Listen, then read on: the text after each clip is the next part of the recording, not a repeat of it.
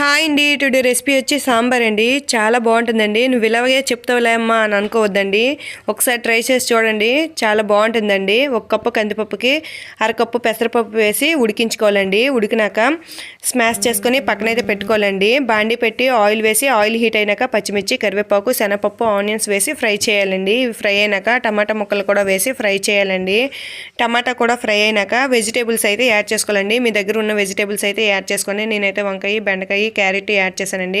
ఇవన్నీ మంచిగా ఫ్రై చేసుకున్నాక దీనికి పసుపు, కారం, టేస్ట్ తగ్గట్టు సాల్ట్ యాడ్ చేసుకొని మంచిగా కలుపుకొని మూత అయితే పెట్టేయండి. ఇదైతే ఒక 50% లేదా 60% వెజిటేబుల్ కుక్ అయితే చాలండి. ఇవి కుక్ అయినాక మనం ఇందులోను స్మాష్ చేసుకొని పెట్టుకున్న పప్పు, పులుపు యాడ్ చేసుకొని కలుపుకొని తగినన్ని వాటర్ యాడ్ చేసుకొని మంచిగా పప్పు అయితే మరిగించుకోవాలండి. మరిగించుకున్నట్లయితే చాలా టేస్టీగా చాలా బాగా అయితే రెడీ అవుతుందండి. కొత్తిమీర వేసుకొని సర్వ్ చేసుకొని మేనండి. మీకు కూడా నచ్చినట్లయితే లైక్ చేయండి, షేర్ చేయండి, సబ్స్క్రైబ్ చేసుకోండి.